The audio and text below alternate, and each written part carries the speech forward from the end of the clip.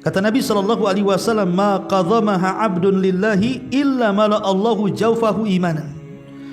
Siapapun yang meredam emosinya, maka Allah Subhanahu wa taala akan memenuhi hatinya dengan keimanan. Kemudian juga orang yang meredam emosi itu sebab Allah berikan kekuatan harapan. Kata Nabi SAW, man qadhama ghaidahu walau sya'an yamdiyahu amdahu mala Allahu qalbahu raja'an yaumal qiyamah. Siapa yang bisa menekan emosinya, menekan marahnya, sementara dia sanggup untuk meluapkannya, kalau dia ingin menumpahkannya, dia bisa menumpahkannya, tapi dia tekan emosinya, maka Allah Subhanahu wa taala akan penuhi hatinya dengan harapan kelak pada hari kiamat. Harapan kalau dia akan selamat dari neraka, dan harapan kalau dia bisa masuk surga. Kemudian juga di antara keutamaan orang yang bisa menekan emosi itu adalah menyebabkan kita bisa masuk ke dalam surga. Bismillahirrahmanirrahim.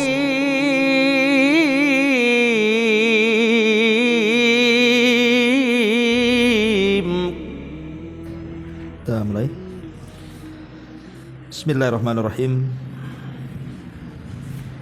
Assalamualaikum warahmatullahi wabarakatuh.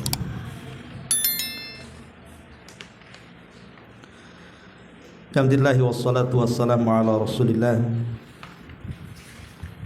wa ala alihi wa sahbihi wa mawalah wa la hawla wa la quwata illa billahi wa ba'du.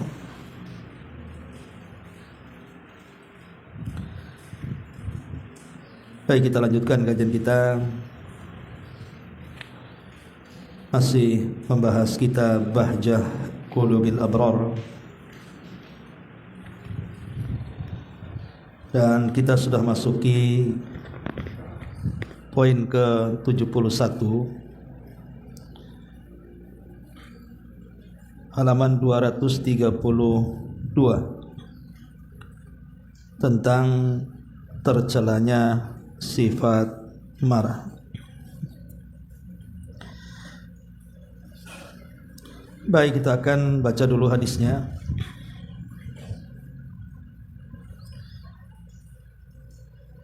An Abi Hurairah radhiyallahu an qala jaa rajulun faqala ya Rasulullah awsini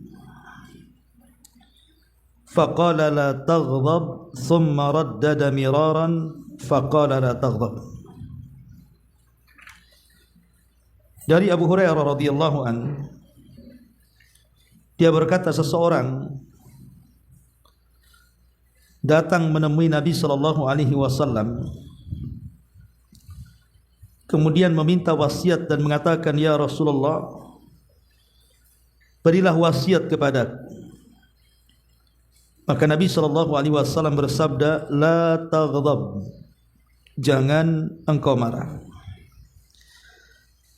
Thumma raddada miraran, maka beliau mengulang-ulang wasiat itu, dan beliau terus mengatakan, la taghdab, jangan marah. Hadis ini dikeluarkan oleh Imam Al-Bukhari. Ma'asyiral muslimat yang dimuliakan Allah Subhanahu wa taala, hadis ini sangat baik sekali untuk sedikit kita bahas. Nabi sallallahu alaihi wasallam memberikan wasiat yang sangat pendek sekali, tapi syarat dengan makna. Hanya satu kalimat. Nabi sallallahu alaihi wasallam mengatakan, la taghdab, jangan marah. Baik, sebelum kita akan menjelaskan apa yang dikatakan pengarang di sini, kita ambil beberapa faedah dari hadis ini. Yang pertama, semangat para sahabat Nabi sallallahu alaihi wasallam yang datang kepada Nabi sallallahu alaihi wasallam untuk mencari sesuatu yang bermanfaat bagi hidupnya. Dan seharusnya begitu. Kalau kita datang kepada orang alim, kepada ustaz, ustazah ataupun guru-guru kita, maka bertanyalah sesuatu kepada mereka itu sesuatu yang bermanfaat bagi hidup kita. Itulah yang dilakukan para sahabat kepada Nabi SAW. Kemudian yang kedua, husnu ta'limin Nabi. Bagaimana Nabi SAW mengajarkan bagaimana seorang guru ketika mengajar muridnya. Maka Nabi SAW memberikan jawaban kepada orang yang bertanya sesuai dengan keadaan dia. Karena Rasul tahu orang yang bertanya ini orangnya emosian, orangnya mudah marah. Makanya Nabi SAW tidak memberikan wasiat yang lain, tapi wasiat dengan sesuai dengan karakternya. Karena dia suka marah, mudah emosi, maka Nabi SAW hanya mengulang-ulang kalimat ini, la taghdab, jangan marah, jangan emosi. Maka kita juga sama. Kalau kita menjadi seorang guru, maka harus melihat karakter murid-muridnya. Di mana ada murid-murid tidak bisa dinasihati kecuali dengan kelembutan. Ada murid-murid tidak bisa dinasihati kecuali dengan agak keras sedikit, dan begitu seterusnya. Maka seorang guru wajib mengenal karakter masing-masing muridnya. Kemudian yang ketiga, hadis ini larangan tentang ghadab, tentang marah. Karena marah ini dampaknya buruk. Kalau terjadi pada keluarga, bisa saja seorang istri dan suami bercerai gara-gara marah. Kalau berkenaan dengan anak dan orang tua, bisa saja kemudian anak durhaka dengan orang tuanya, kawan menjadi lawan, dan begitu seterusnya. Jadi akibat marah ini memang luar biasa. Makanya kenapa Nabi SAW sampai mengulang-ulang kalimat marah ini dan mengatakan la taghdab sampai berkali-kali. Dan dari sini kita tahu bahwa sifat marah itu adalah sifat tercela. Memang tidak semua marah tercela, akan tetapi umumnya marah itu biasanya dampaknya buruk. Makanya kenapa Nabi SAW sampai membuat sebab bagaimana caranya meredam emosi. Di antaranya Nabi SAW mengajarkan kepada sahabatnya untuk mudah memaafkan. Karena sifat memaafkan itu bisa meredam emosi, bisa meredam kemarahan. Kemudian yang kedua, meminta perlindungan kepada Allah. Makanya dahulu di zaman Nabi SAW ada dua orang yang saling mencela, saling memaki. Entah apa sebabnya. Dan Nabi SAW kemudian melihat wajah keduanya sangat memerah. Kemudian urat lehernya mengencang dan mulai mengeluarkan kata-kata yang di luar dari biasanya. Terlontar kata-kata kotor, kasar, dan yang semacamnya. Maka Nabi SAW mendekati orang yang sedang bertengkar itu. Kemudian Nabi SAW mengatakan, maukah ku ajarkan kepadamu satu kalimat? Kalau kalian mengucapkan kalimat ini, saya yakin amarah pada dada-dada kalian pasti akan hilang. Maka kemudian keduanya mengatakan, tentu wahai Rasul, kalimat apa itu? Maka Nabi SAW mengatakan, a'udzubillahi minasyaitanir rajim. Aku berlindung kepada Allah dari syaitan yang terkutuk. Nabi mengajarkan ketika kita sedang emosi dan marah, berlindunglah kepada Allah dari syaitan, karena pemicu emosi dan marah itu datang dari syaitan. Makanya Nabi mengajarkan kepada dua orang ini untuk isti'adzah, meminta perlindungan kepada Allah dari syaitan yang terkutuk. Kemudian yang ketiga, Nabi SAW menyuruh kita untuk duduk. Artinya kalau kita sedang marah, ubah posisi. Kalau kita sedang berdiri, duduk. Kata Nabi SAW, "Idza ghadiba ahadukum wa huwa qa'imun falyajlis, fa in dhahaba anhul ghadab wa illa falyattaji." Kata Nabi SAW, kalau salah seorang di antara kalian marah dan kondisi kalian sedang berdiri, duduk. Kalau juga ketika sedang duduk masih juga kebawa emosi, maka berbalinglah, kata Nabi SAW.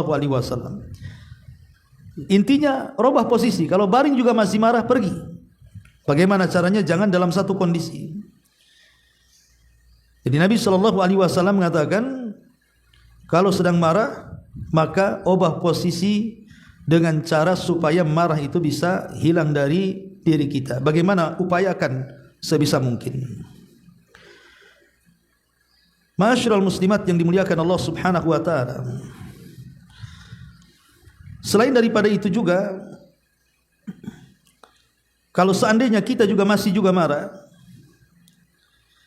maka cobalah ambil air wudu. Karena Nabi SAW mengatakan, innal ghadaba minasyaitan. Marah itu dari setan. Wa inna syaitan khuliqa min nar. Dan setan itu tercipta dari api.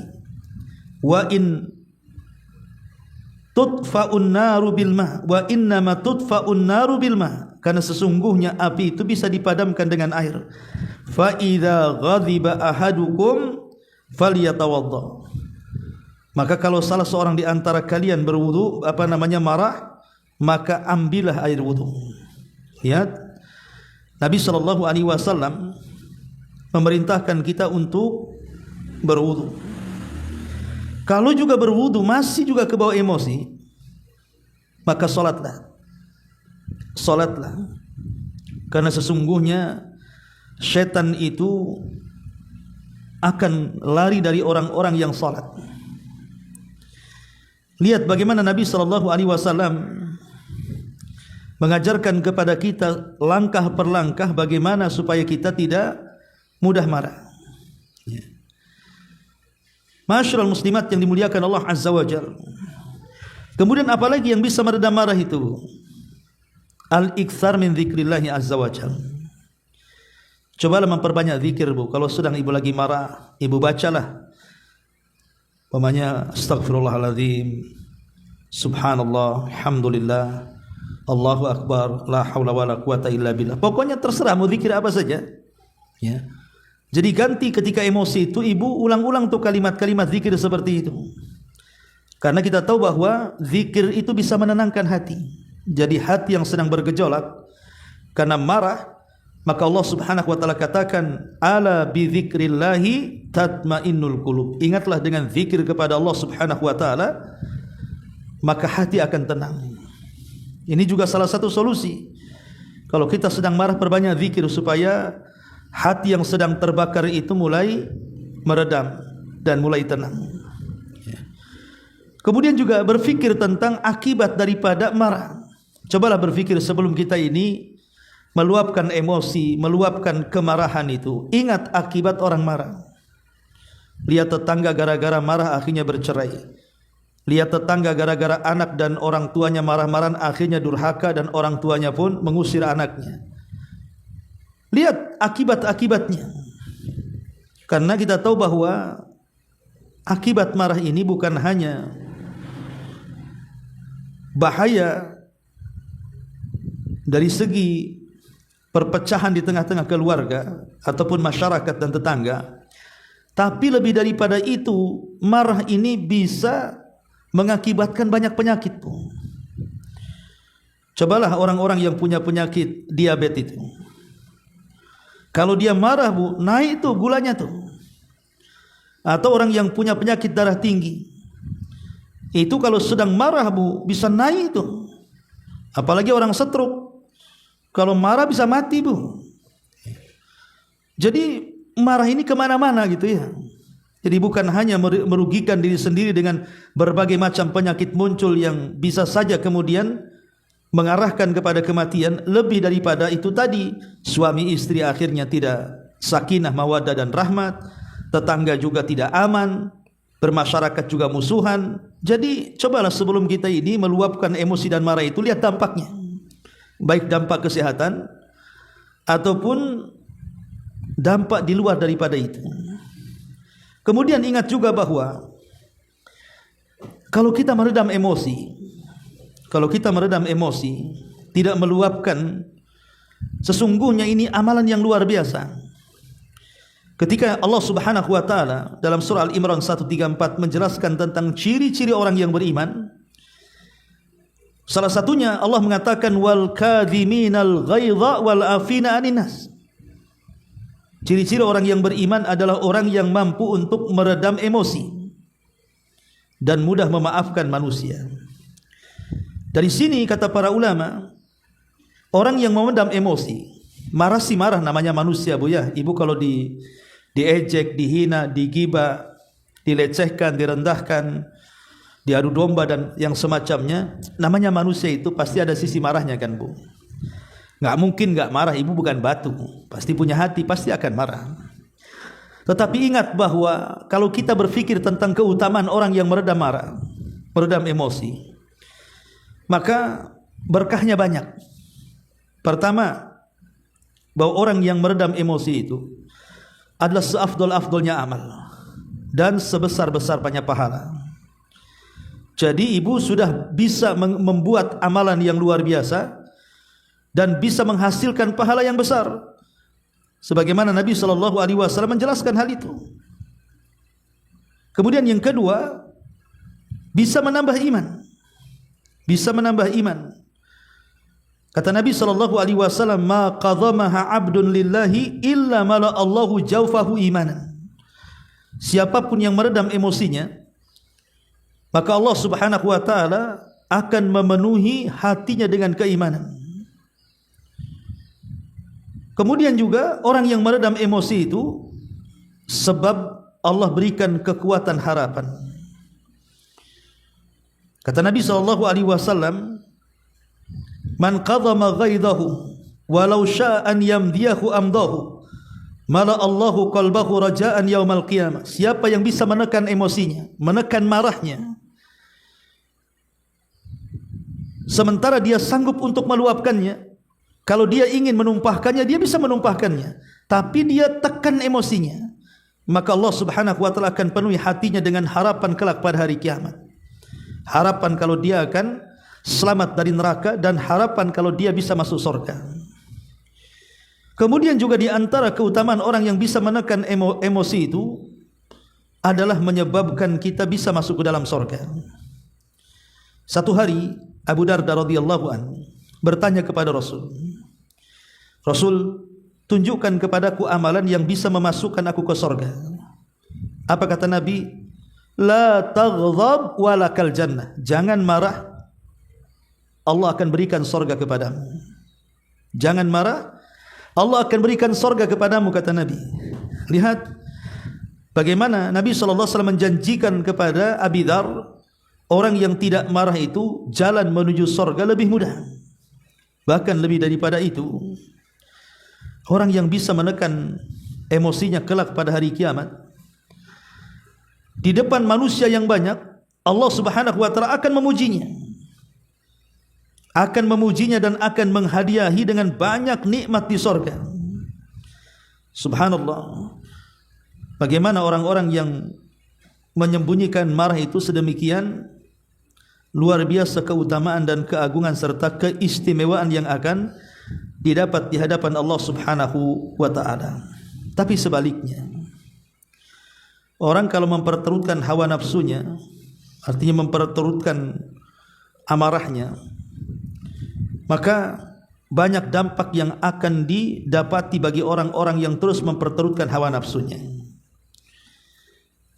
Ma'asyiral muslimat yang dimuliakan Allah Azza wa Jalla, tentu orang marah itu kan ada sebabnya kan Bu. Nggak mungkin orang tiba-tiba marah, orang gila itu. Ketika ibu marah tentu kan ada sebabnya Bu. Lah kalau bisa sebab-sebab ini jauhi, supaya jangan memancing kita emosi. Apa saja sebab-sebabnya? Pertama, biasanya karena masalah bercanda, mizah. Terkadang Bu, bercanda ini bisa membuat orang marah. Karena terkadang ada candaan-candaan itu yang terkadang menyakiti hati orang. sehingga yang disakiti dengan candaannya itu akhirnya mendendam, menaruh sakit hati kepada orang yang bercanda kan Bu. Maka hindari bercanda yang berlebihan, apalagi sampai kemudian menyakiti orang.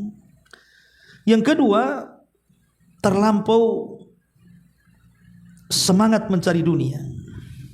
Terlampau semangat mencari dunia, sehingga ketika kemudian ada saudara kita yang lebih maju usahanya, lebih maju bisnisnya, terkadang kita marah. Kenapa dia begitu, kenapa saya begini? Itu karena sudah terlilit dengan urusan dunia. Kalau sudah orang gila dengan dunia, maka terkadang dia tidak mau dikejar oleh kawannya. Kalau bisa jangan sampai kawannya melebihi dia. Akhirnya kemudian dia pun menjadi marah dan emosi. Ini juga diantara sebabnya. Kemudian sebab yang ketiga adalah karena berdebat. Seseorang berdebat, entah berdebat soal agama atau soal dunia. Kalau berdebatnya itu sudah tidak sesuai dengan relnya, artinya bahasa saya mungkin sudah mulai debat sambel gitu ya, sudah enggak jelas juntrungannya, itu biasanya debat itu menjadikan orang menjadi emosi dan menjadi marah. Makanya hindari perdebatan yang bisa menjadikan kemudian emosi kita bangkit, akhirnya menyalahkan dan menjadi permusuhan dengan lawannya. Jadi hindarilah tempat-tempat yang membuat kita marah. Ma'asyiral muslimat yang dimuliakan Allah Subhanahu wa taala. Lah di sini pengarang membawakan hadis ini tentang tercelanya marah. Baik, kita sedikit baca apa yang dijelaskan di sini. Setelah pengarang ini menjelaskan tentang hadis wasiat Rasul kepada seseorang agar jangan marah, apa kata pengarang di sini? Laki-laki ini menyangka bahwa jawaban beliau untuk perkara parsial saja, sedangkan yang dia inginkan adalah beliau memberi wasiat dengan kalimat yang lebih umum dan lebih luas. Jadi orang ini menyangka ketika Rasul dimintai wasiat dia akan menjelaskan ini itu gitu ya. Ternyata itu pula yang diwasiatkan Nabi SAW. Kenapa? Karena Rasul ketika memberikan nasihat itu dia sesuai dengan karakter orang yang akan diberi nasihat. Oleh karena itulah dia pun mengulang permintaannya. Tatkala Nabi memberikan jawaban yang sama, barulah dia mengerti bahwa ini adalah kalimat yang umum dan luas. Memang demikianlah keadaannya. Karena sabda Nabi SAW, janganlah engkau marah, mengandung dua perkara penting. Pertama, perintah untuk melakukan sebab-sebab, berlatih untuk berakhlak mulia seperti kemurahan hati, sabar, pandai menguasai, maksudnya menguasai diri saat mendapat gangguan dari orang lain, baik berupa ucapan maupun perbuatan. Apabila seorang hamba diberikan taufik untuk meraih hal itu, kemudian dia mendapat gangguan yang memicu amarahnya, dia bisa menahannya karena akhlaknya yang bagus. Dia menerima gangguan tersebut dengan sikap murah hati dan juga sabar. Dia mengetahui dampak positif dari kesabaran, karena perintah tersebut sesuatu maknanya adalah perintah untuk mengerjakan sesuatu tersebut sekaligus perintah untuk mengerjakan penyempurnaannya. Demikian juga larangan dari sesuatu adalah perintah untuk melakukan kebalikannya, sekaligus perintah untuk melakukan sebab-sebab yang membantu seseorang hamba untuk menjauhi perkara yang dilarang. Hadis ini termasuk contohnya. Maksudnya begini Bu, Nabi ini ngomongnya singkat, jangan marah, itu kan singkat Bu. Tapi kalau kita pikirkan, apa sih yang dimaukan Nabi? Kenapa Nabi SAW mengatakan jangan marah titik sampai di sini? Yang dimau Nabi itu bukan hanya sekedar marah, maksudnya menahan marah, tapi lebih dari itu, bahwa orang yang menahan marah itu akan melahirkan banyak akhlak terpuji. Orang kalau bisa menahan marahnya, menahan emosinya, maka dia akan terlahir menjadi orang yang sabar, terlahir menjadi orang yang pemurah hati, terlahir orang yang bisa menguasai hawa nafsunya, terlahir menjadi orang-orang yang berakhlak baik, dan begitu seterusnya. Itulah lihat keajaiban kalimat Nabi. Kalau dipikir-pikir itu sebenarnya kalimat pendek ini syarat dengan banyak faedah dan makna. Yang kedua, kata beliau, perintah ketika sedang marah agar tidak meluapkan amarahnya, karena kemarahan umumnya tidak bisa ditahan, namun memungkinkan untuk tidak meluapkannya, sehingga wajib bagi seseorang ketika amarah itu muncul untuk menahan dirinya dari ucapan dan perbuatan haram yang dapat memicu kemarahannya. Jadi yang kedua, kenapa Rasul mengatakan jangan marah? Karena dampak negatifnya besar. Jadi bukan hanya kalimat jangan marah itu melahirkan akhlak sabar, melahirkan akhlak kemurahan hati, melahirkan akhlak menguasai diri, bahkan melahirkan akhlak yang luar biasa. Tapi lebih daripada itu, Rasul sudah tahu bahwa dampak kemarahan itu pasti kemana-mana. Ya, saya dicontohkan tadi seperti anak jadi durhaka, kemudian suami bisa menceraikan, tetangga jadi lawanan, dan begitu seterusnya kan. Rasul tahu dampak itu. Makanya Rasul cukup mengatakan jangan marah. Tidak perlu kemudian dirinci ngalor ngidul bahasa kitanya. Kemudian kata beliau, kapan seseorang mampu menahan diri dari pengaruh buruk kemarahan, maka seolah-olah pada hakikatnya dia tidak marah. Dengan itu seorang hamba menjadi sempurna kekuatan akal dan hatinya, sebagaimana Rasul mengatakan laisa syadidu bisur'ah, innamas syadidul ladzi yamliku nafsahu indal ghadab. Orang yang kuat bukanlah orang yang pandai bergulat, sesungguhnya orang yang kuat adalah orang yang mampu menguasai dirinya ketika dia sedang marah. Jadi orang yang menahan marah, maka Allah akan sempurnakan kekuatan akal dan hatinya, karena dia bisa menguasai hawa nafsunya. Kemudian kata beliau, kesempurnaan kekuatan seseorang hamba ada pada kemampuannya untuk mencegah diri dari pengaruh-pengaruh jelek, kekuatan syahwat dan kekuatan amarah. Bahkan dia mengubah dua kekuatan jelek itu untuk memperoleh segala yang bermanfaat bagi agama dan dunianya, serta menolak segala yang memudaratkan agama dan dunianya. Kemudian kata beliau, sebaik-baik manusia adalah seseorang yang syahwat dan hawa nafsunya mengikuti petunjuk yang datang dari Rasulullah, sedangkan kemarahan dan pembelaannya dia gunakan untuk menolong kebenaran dan juga berusaha menghilangkan kebatilan. Maksudnya, kalau marahnya itu karena agama dilecehkan, atau Allah diolok-olok, Quran diinjak-injak, ayat-ayat dihina-hina, maka kita tidak mungkin diam saja, Bu. Disinilah waktunya kita bisa meluapkan emosi kita. Disinilah waktunya kita bisa menampakkan kemarahan kita. Memang asalnya marah itu dilarang, bahkan akhlak yang tercela. Tapi pada waktu-waktu tertentu kita tidak mungkin diam saja. Ketika agama kita diinjak-injak, Rasul dihina, ayat-ayat Quran dilecehkan, tentu kita akan marah. Kita akan marah, nggak mungkin diam saja. Jadi boleh kita meluapkan amarah kalau itu berkenaan dengan agama. Berkenaan dengan agama. Seperti Nabi. Nabi itu loh, pribadinya dikatakan penyihir, gila, tukang tenun, pemecah belah, tapi Rasul tidak marah. Karena yang dihina pribadinya.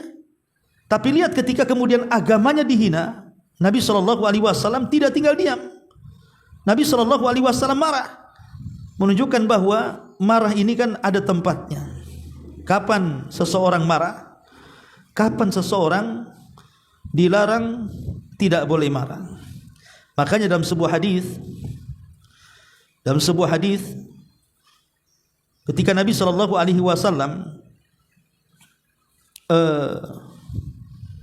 ditanya oleh beberapa para sahabat Nabi SAW tentang masalah tidak boleh seseorang itu meluapkan emosi sembarang. Sahabat mengatakan, Rasul, bagaimana caranya kita meredam hawa nafsu kita? Maka Nabi SAW tetap menasihati jangan marah. Jangan marah. Kecuali idan tahakat hurumatillah. Kecuali kalau seandainya kemuliaan-kemuliaan Allah itu dirobek, maka kita tidak tinggal diam. Tentu kita harus mempertahankan agama, menolong agama. Kita tidak mungkin diam saja. Seperti umpamanya ada orang yang menghina Nabi. Dulu kita mendengar ada orang yang membuat karikatur Nabi SAW, atau ada orang yang membakar Quran di depan umum, ya, seperti yang terjadi di negeri barat itu. Ya tentu kita marah, kita kecam. Apa-apaan ini? Ya. Tapi Nabi SAW tidak akan pernah marah kalau disinggung pribadinya. Itulah bedanya kita dengan Nabi. Kalau agama kita dihina, kita diam saja. Tapi coba anak kita yang dihina, suami kita yang dihina, istri kita yang dihina, badan kita yang dihina, bisa dendam 7 turunan. Tapi kalau agama dihina, kayaknya cuek-cuek saja. Nah ini terkadang kebalikan kita dengan Nabi SAW, salah meletakkan emosi. Nah inilah diantara faedah hadis Nabi SAW tentang wasiat jangan marah. Baik, sampai di sini. Nah ini yang dikatakan pengarang Syekh Abdurrahman As-Sa'di rahimahullahu ta'ala. Sebelum saya tutup, silakan kalau ada yang mau bertanya.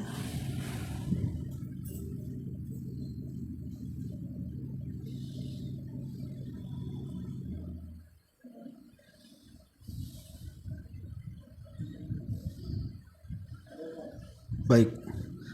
Subhanakallah bihamdika asyhadu an la ilaha illa anta astaghfiruka wa atubu ilaik. Wallahu taala alam. Assalamualaikum warahmatullahi wabarakatuh.